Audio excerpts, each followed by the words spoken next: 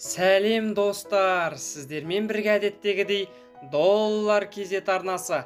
Бүгін мен сіздерге Франклин тәсілімен мақсатқа жету жолдарын айтатын боламын. Сіздерге барлығы түсінікті болу үшін Франклинді таныстыра кетейін. Бенджамин Франклин сабын жасаушының баласы.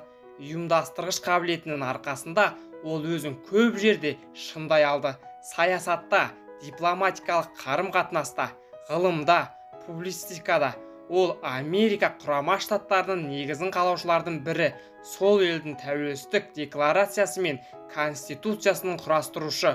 Оның портреті $100 ақш белгісінде бейнеленген, бірақ ол ешқашан ақштың президенті болған емес.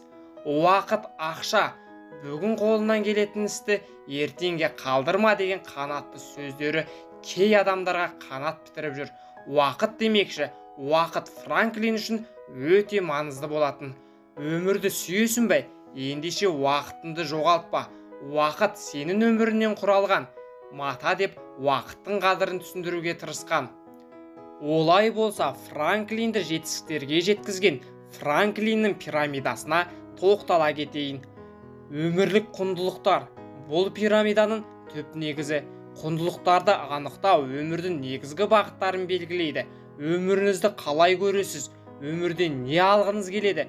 Өзіңізден кейін қандай із қалдырғыңыз келеді?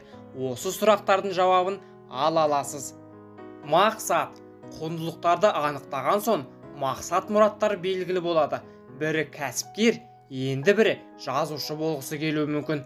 Мақсатты белгілегенде қабілеттеріңізді назар аударыңыздар.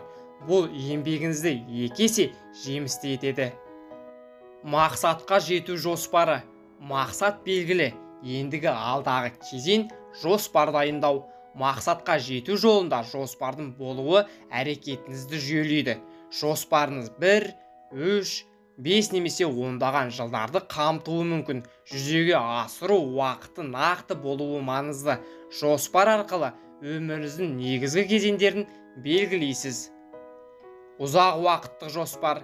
Жоспарды дайындау көп уақытты қажет етпейді, бірақ оның ұзақтығы сіз үшін маңызды. Жоспар сіздің өміріңіздің ұзақ мерзімін қамтығаны жөн. Сонымен қатар жетістік пен уақытты нақтылаңыз.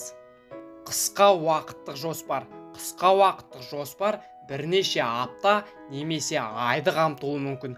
Алайда оның маңыздылығы ұзақ уақыттық жоспарға қарағанда жоғары болуы ықтимал. Күндік жоспар. Күндікті жоспар күніңіздің сәтті әрі жемісті болуының кепілі. Бұл жоспар арқылы күніңізді толығымен қамтып, маңызды істерді аяқтай аласыз. Қысқа түсіндірме. Пирамида негізі құндылықтар. Жоғарыда аталған сұрақтардың жауабын табу өмірдегі орныңызды анықтауға көмектеседі. Әлемдегі адамдардың 1% ғана осы сұрақтарға шынайы жауап береді екен. Басқалай айтқанда, бұл сіздің қимылыңыздың траекториясы, әрекет векторы. Құндылықтарға сүйене отырып, адам өз мақсатын анықтайды. Мақсат құндылықтың айналасында болады. Одан асып кете алмайды. Мақсаттың ауқымдылығы тек өзіңізге байланысты. Жоспар. Мақсатты бекітуші құрал. Жоспар арқылы мақсатыңызды өміріңіздің әр кезеңімен байланыстырып бекітесіз. Бұл өмірлік жолыңызды қалыптастырады. Бірнеше жылды қамтитын жоспар. Ұзақ уақытты жоспар деп аталады. Осы кезеңде мақсаттың орындалу уақытын нақтылайсыз. Қысқа мерзімді жоспар. Бірнеше апта мен айды қамтиды.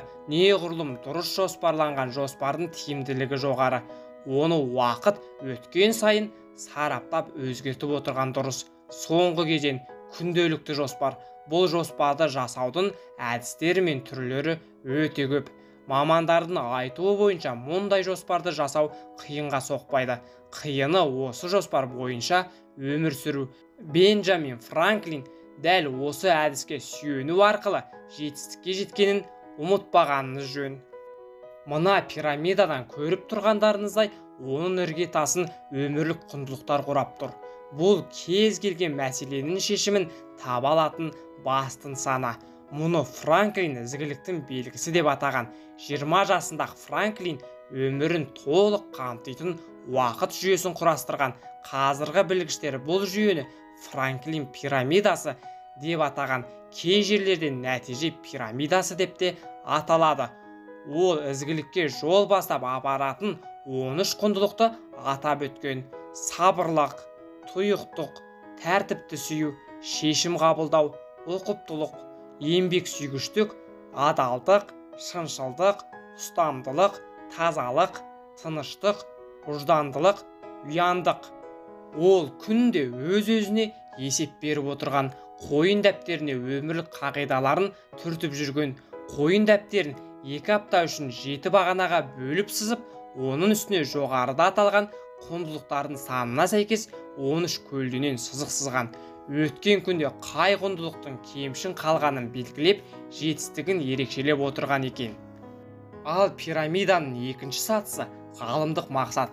Мұнда өмірлік қағидалар қоры жиналып, мынандай жылға дейін қол жеткізгім келеді деген сұраққа жауап іздейді. Мысалы, дәрігердің ғалымдық мақсаты 35 жасқа дейін бөлім меңгерушісі атану, ал менеджер өз стартап жобасын жасауды мақсат етеді деген секілді.